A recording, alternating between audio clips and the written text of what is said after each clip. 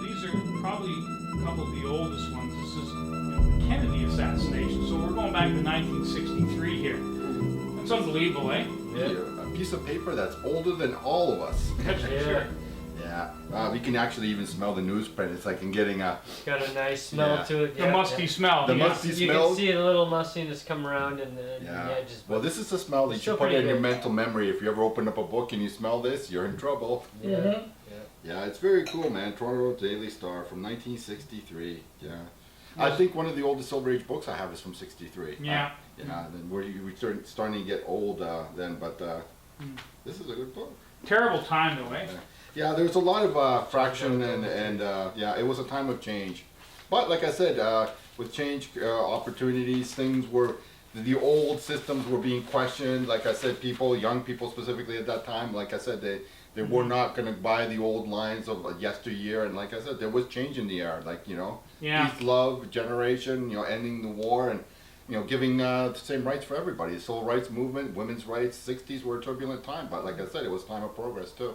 Question about Lyndon Johnson's policies after Kennedy died. You said That's he, an he, impl- amazing he, impl- drawing. he implemented all of them? Yeah, basically he took over all his policies and Kennedy's. he pushed them. Yeah, Kennedy's policies as far as civil rights and all that other stuff, and he pushed them through. Pushed And them through. Yeah, he had to drag the Democrats from the South, the Dixiecrats as they called them, kicking and screaming. But like he managed to get everything done in the first year. Yeah. Yeah, unbelievable. And of course, you got the. That's a great penciling. Oh, yeah, for yeah. sure. And that is the Toronto Star. And here we got another copy of the Star, and it talks about whether the Kennedy killing was a conspiracy. Conspiracy, and That's we're still talking First about time this day. questioning still to this Wow, day. Yeah. I mean, with all the inconsistencies, the magic bullet, and all that Yeah. stuff, you kind of wonder like exactly what the real tale is. I mean, I don't think any of us have ever, will ever hear about it, at least not in our lifetimes. And who knows Yeah. if it'll ever really be revealed. Yeah, I there don't was think some- we'll ever know who There, killed there was Kennedy. some documents that were going to be locked up for over 70 years. Yeah, but like I said, I mean, yeah, I don't think it was a single shooter, that's for sure. Yeah. I think there's going to Yeah. be more than Oswald involved in that kind of thing. Yeah, it's a shame. It's a shame. I personally, I'm sure we've all seen the Oliver Stone film, but I kind of think that he probably got. Maybe it's not accurate, but I think he's in the ballpark. Yeah, could be. Well, enough about yesterday's current events. Let's talk about recent events, and Yeah. we're going to be featuring some new books got at the Toronto Comic Book Show this last weekend. New old books. Yeah, New guys. old books. Yeah, Some guys. of them as old as this, but new old books. Actually, that's not exactly true.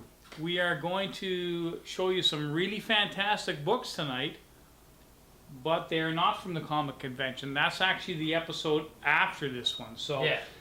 anyways, back to what we're doing. Welcome to our latest comic book episode. We've got some fantastic books to New show old you, books still. Recent snacks. and I think you're going to like it. So let's not waste any more time. Let's go over there and get started. Whoa, hoi, hoi. Yeah, yes.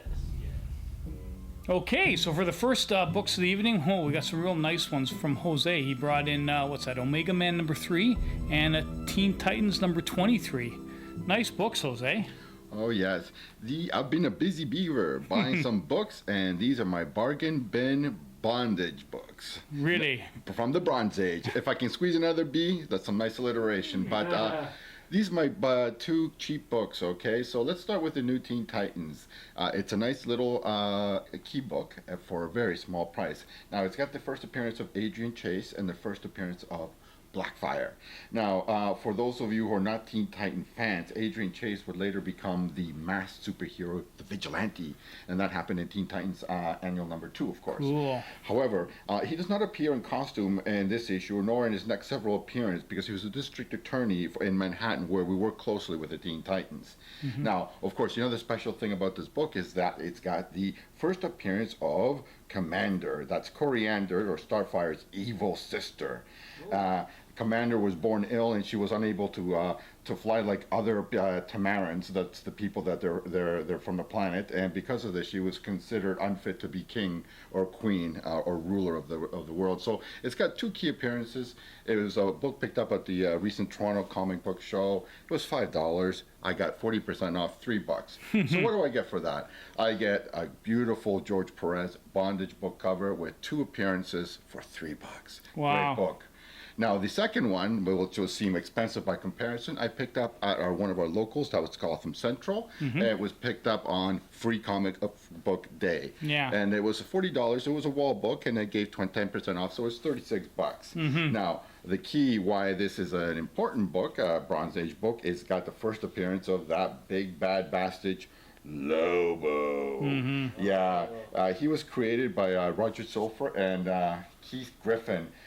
Basically as an over-the-top parody or a satire on the violent comic book characters like Wolverine and the Punisher. Yeah. So yeah. he's big, he's bad, he's a mercenary, and he takes crap from no one. He's got his own series too now. Yes, he doesn't did get his own Yeah. series. So this is his first appearance. So the connecting theme here is bondage cover books from the late Bronze Age. These are 2 books from the early 80s. September of 82 for Teen Titans, and for the Omega Man, it's November of 83. So great early Bronze Age books, picked up for a very little amount, and they're great. Yeah, you're great at sniffing out those key books on the wall at Gotham Central. I was there when you picked this one up, and it didn't even dawn on me at the time. But Oh, you didn't think new because they didn't put it in their first Yeah. Lobo, right? Yeah. Well, I also want to point out with this first feature, like I said, that I've been emphasizing over the last few episodes, that it's not how much money you spend. Look, that Teen Titans for $3, they gave me the same level of satisfaction that I got from buying that DC Comics Presents 26 for $300 at a tenth of the price. for sure, yeah. But like that's the thing, though. I mean, it's not about how much you spend. It's about how much you like the book, the quality of the book, what you think of it. Cool. Yeah, 2 great finds, though. Fantastic finds, Jose. That's for sure. Okay, next, Mike, we got 2 books by Big Mike here. Wow, really nice, very, very nice condition Swamp Things. Number 5 and number 6. Wow, nice books, Mike. Thank you. Yeah, I've been reading the little mini-series that Len Wein's been reading of the Swamp Thing, and got a little inspired to go back and get some of the Volume 1 stuff. Mm-hmm. Again, I believe he's the writer of these 2, so it's really neat to see him. I love his style of writing and stuff, so I thought, you know what, I think maybe I'll try to pick these up, because they're really nice. So these are about a 6. These were, again, from Pendragon. Like you're saying, a 6.0 C for CG. See, to me, Yeah, they look better than a They 6 look to better. me. It's the covers, really, but I mean, if you start getting through, if you got really close, or maybe a little bit of a spine bending and whatnot, but I might be undergrading it by about a half a grade or so, as I usually do. But Swamp Thing number 5, it's got a first appearance of Timothy Ravenwood Wind. Mm-hmm. I believe he's a character who, obviously, he's like a villain or someone who runs through the series. I haven't read him yet, so I'm not sure. And there's a couple of appearances of villains that come in and die or whatever within, the same book. Yeah. But I mean, the price was good. I mean, I paid 18 US, worth about 24 US at a 6.0. And for August 73 for the 5 and October 73 for number 6. I'm happy with those. Yeah, well, They're gorgeous covers, and can't go wrong with Len Wein and Bernie Wrightson, man. Oh, That's a man. great creative team. Yeah, Absolutely. and I like the Swamp Thing, and as you guys know, I've one of my holy grail is getting the first appearance of the Swamp Thing, which is in the House of Secrets book, and with the Neil Adams cover. But trying to get that at a decent price is very, very tough. But yeah, Swamp Thing is definitely a cool character, that's for sure. And those are really nice books, Mike. Very nice. So again, for $20 US, look what you can pick up, and look at the condition you can pick up, and these are considered key. They're low number volume 1s. Yeah, that's for sure. Nice, very nice, Mike. Thank you. Okay, so next, 2 more Jose's gems. And first one is The Strange Tales, number 167. And you've got the Logan's Run #6. Of course, Jose, you stole that Logan's Run #6 off me. That was supposed to be mine. Yeah, hey, well, I bought it from an inattentive dealer at the Toronto Comic Book Show. So you snooze, you lose. Yeah. Now, the commonalities here, like we talked about bondage covers in the first episode of this show. Here, we're going to talk about master and pupil. Of course, by that I mean Jimmy Steranko and Paul Galassi. Oh, That's yeah. why I put these together. Notice how the master influenced the style of the pupil. Yeah. You can see that in these covers so well. Now, the 167 is not a key in and of itself, but it's a key issue, and it's noted as such because of its cover. How many books can you say that about that classic American flag cover? Yeah. Of course, the other thing you'll notice about it is that it's got the fading. Like, I mean, bone white issues of late 60s. This is from 68. This is the second last Strange Tales run of that series.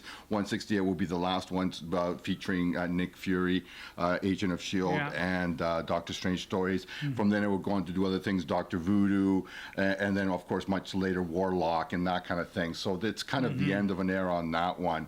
Now, you can see Galassi, how he obviously was so influenced by Steranko's for work. sure. I mean, that's why I wanted to point out in these two covers, of course. It's almost like a mirror image. Well, his style is right there. The movement, the kind of like The the reflection. style Well, and he's everything. definitely, yeah. Logan and Jessica. I mean, that's almost. It is like Mike said, a mirror image of the Steranko cover. It's hilarious. The Yeah, pose. that's why I wanted to The feature these two legs books and the together. arms. Of course, like I said, I mean, we both were fans of the movie, me and Paul, of Logan's Run, and they I love obviously it too. they do nothing like the actors in the movie, Michael York and Jenny Agutter, but Yeah. that's nothing to complain about. It's kind of a cool cover. I really, it's from Galassi. It's probably one of my favorite covers. The girl's got this very sexy come hither kind of look, as if she's running through a meadow to her lover. When you see it, like the city's burning down, there's somebody kind of renewing and stuff like that. All hell's breaking loose, Yeah, and she yeah. looks like, ooh, doo, doo, doo. Anyway, Or she's exhausted. why this is a cool book, of course, and why it should be collected and hunted out is that it's got the first solo Thanos appearance as a backup story. So how does this comic book, based on the movie Logan's Run during the 70s, have anything to do with the Thanos? And it's got that backup story, and it's entitled The Final Flower. So it's a great book. I think the last word I should say about this is just to quote something here from the Hall of Fame, and to say that in the mid-70s, after the exodus of Jim Steranko, Neil Adams, and others, there was a veritable creative vacuum in Main Street comics, and bursting upon that scene, of course, was Paul Galassi. And you can really see, like I said, how he really carried the torch of somebody like Steranko into the Bronze Age. Of course, these books are about 10 years apart, 68, 77. But like I said, of a piece, they're great. Like you can see how the genesis of the Steranko style continued into the 70s. The Strange Tales, I should just say, of course, if anybody's seen our shows, it was picked up at Pendragon, $100. The Logan's one was another bargain. Distracted Dealer again, $35, gave me $10 off, $25.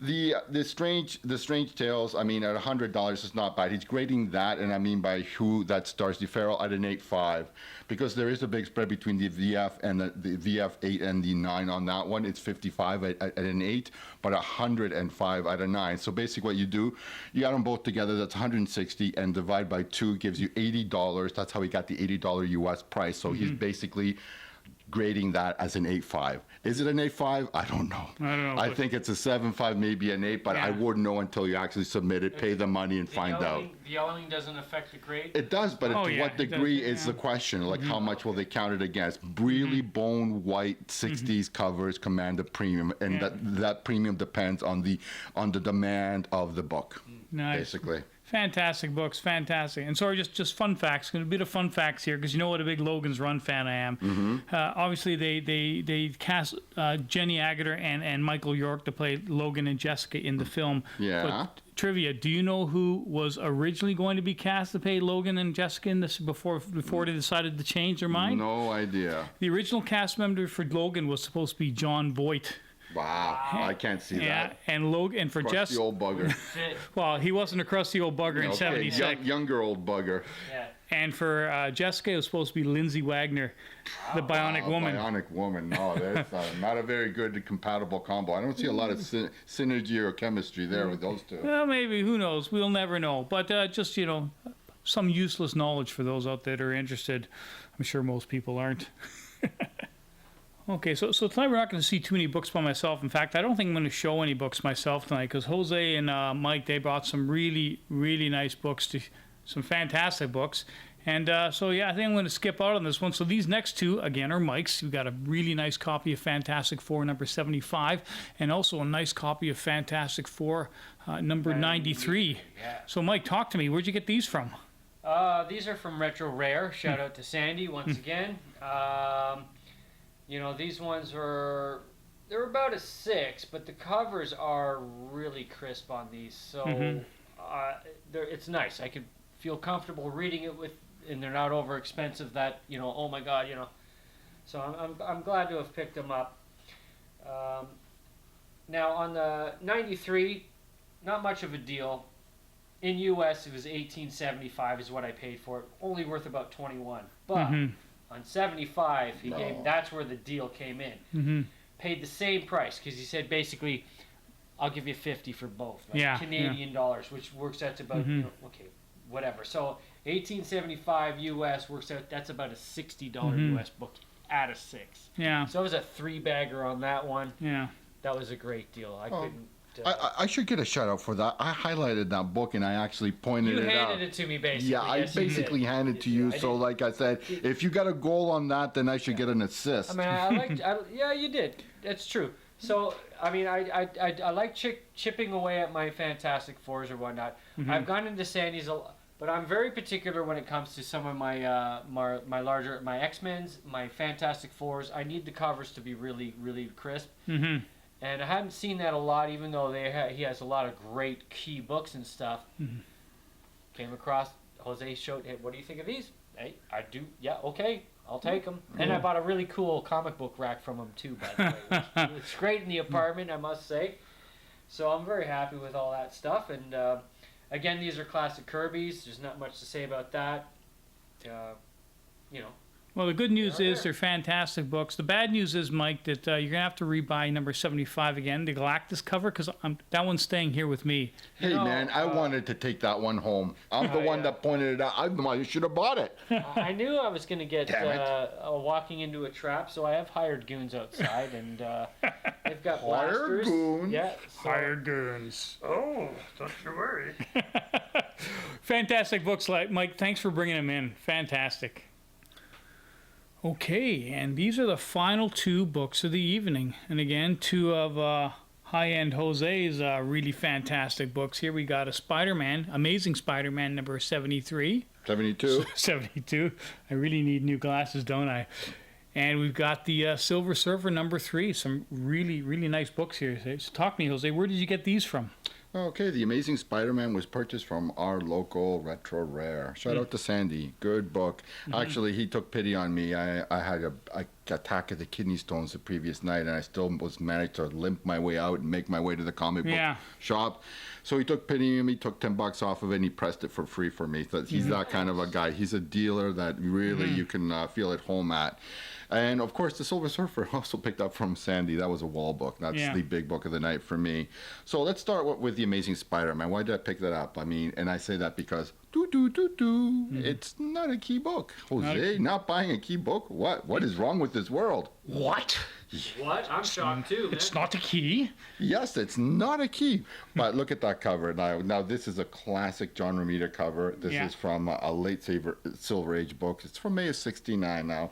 Of course, we all know it's crazy times in the collecting world out there, of course. You know, prices are hitting record levels for multiple genres, multiple eras, multiple titles, and you probably will need almost a loan to buy any key book of note these days. And of course, I've mentioned it before, I think that I'm a bargain key hunter. So reasonable prices were paid for this. Now, that Amazing Spider-Man, to me, of course, it starts all with the cover. That's a classic John Romita Sr. Cover. Some people find it a little basic, a little simple, but not me. It's cool, rocked by the shock of the title. Now, while of course this is also an important book in my opinion, it starts the first of the Secret of the Petrified Tablet arc, a story that ends with issue number 75. It's still a 12-cent title. The last 12-cent title will be a couple issues later, number 74. So what you're getting with this book is you're getting a nice high quality black cover, which are hard to get. They're really good on the eye, but they're hard to get. Very hard to find, yeah. Now, of course, let's point out the elephant in the room. Of course, this stamp on it. Now, I've bought a couple of books previously with stamps, but they were in intrusive places, so there's no getting around the fact that this is obviously right in the center of the book. In the center, yeah. So it's going to have an impact. Now, normally, if it didn't have that, I would grade this book as a solid 8, a VF book. So at that, you know, the latest splits on for 8, 9, and 9 twos are 66, 138, and $210 US. He had $60. He took $10 off, $50. He pressed it for me for free, $15 saved there. So, I mean, what did I pay for this book? I mean, under $30 US. I got it for half the price of what a normal 8 would be. Now, it's not an 8. We'll say it's a 7.5. But even so, a great pickup. A great conservative pickup for people wanting an Amazing Spider-Man. That includes the second appearance of the Shocker. A second-tier villain, but still, it's Amazing Spider-Man is one of those titles that's rich with first-tier villains. And therefore, like I said, doesn't get the notice that he gets, unlike Electro. Yeah. Big fight under 100 and below. Yeah. Okay, so let's go to the big book of the evening, the Silver Surfer wall book. He had it for $200. Of course, this is perhaps one of the Surfer's most notable force, other than Galactus, of course. For sure. Yeah. And, Which you know, I saw on the wall first. of course, you did see it first, and I asked him to take a second look at it, a close-up look. Of course, this has the first appearance of Mephisto. Now, in the world, of course, of Marvel Comics, Mephisto has been obsessed with obtaining the Silver Surfer's soul, and he's gone to create a lot of mischief for various Marvel superheroes. He was created by Stan Lee with John Buscema. He was, of course, inspired by the Mephistopheles character from the Faust legend, of course. He went on to be a popular foe for Thor, as well as being retroactively retconned as the Satan that tempted Johnny Blaze into stealing his soul and becoming Ghost Rider. Now, this is, again, a comparable book grade-wise as The Amazing Spider-Man. I would say it's a 7.75. This is my second favorite issue of that whole 18-issue run for Silver Surfer. My favorite, of course, would be number 4 with that classic Buscema cover, was Thor reaching back and about to belt the Surfer, who's coming at him at 1,000,000 miles an hour. Yeah. Classic cover. We talked about that Strange Tales of a book being a key just because of its cover. There's another example of a book, Silver Surfer number 4, that's a key book just because of that cover. If you get a CGC, it'll say Thor appearance or Thor cameo. It's a great battle. Now, the splits for this for 8, 9, and 9 twos are 124, 275, and 4 1/4. Like I said, it was $200, took $20 off, $180. That's about 135 US. I'm within ballpark. I'd say it's about a 7.5. So at an 8 for 125 US, it's not a bad price. CGC 8s are dropping for between $200 and $300, maybe a little bit more US. So it was not full retail price as Mike thought we'd paid. I crunched the numbers. When I'm spending about $200, I always crunch the numbers and see that if it's worth it, and it was definitely worth it. You walked in with a little more knowledge than I did about it. I mean, it's good to arm yourself. On my Silver Surfer and You did well on that book. Remember when we went to cons and seeing that book for 200, 250 Canadian, and you paid what, 50, 60 bucks? I'm pretty sure I have a reprint of this somewhere. Like it's like Amazing Tales or Amazing Fantasy or something. I know I have a reprint. Unfortunately, the number 1 issue is really bloated in price, and like high grades 9 and above, you're paying the best part of $1,500, $2,000, and it's a great cover, but it doesn't have much going for it as far as legs. It's a retconned origin where he's basically stuck on Earth. He's not the traveler of the spaceways. That's why the series never went on and finished at series 18. It was a bad idea, and the constant whining about him being trapped and stuff, of course, didn't help things along. I mean, he was a very popular character. He's still a very popular character, and I would give a shout out to the 90s series by Rob Lim. I mean, great. Like, I mean, if you want like that space traveler of the spaceways, and Starlin wrote some of the stories, and Lim doing the pencils, and it's a great run. There's some really cool Thanos issues in that for modern books. That's something you should look for. I have the number 1 from the 90s. I've never actually shown it because I seldom show 90s books, but maybe I'll try and dig it out of my, dig it out of the crawl space. Silver Surfer has legs. I mean, and like I said, if you want a good book to pick up, you pick up the 3 or the 4, not the overpriced one. I'm enjoying the new series. The last 2 volumes that have come out are excellent writing. Cool. Okay, well, another fantastic episode and some really great books, guys. Glad you brought them in. And so everybody out there, thanks for watching. And if you like what you saw, leave a comment. We like reading them. And see you next time. Yeah, we'll be at the Toronto Comic Book Show this Sunday the that's 12th doing some happy hunting. That's right. Special guest Mike. Yes, yes. Hoy hoy.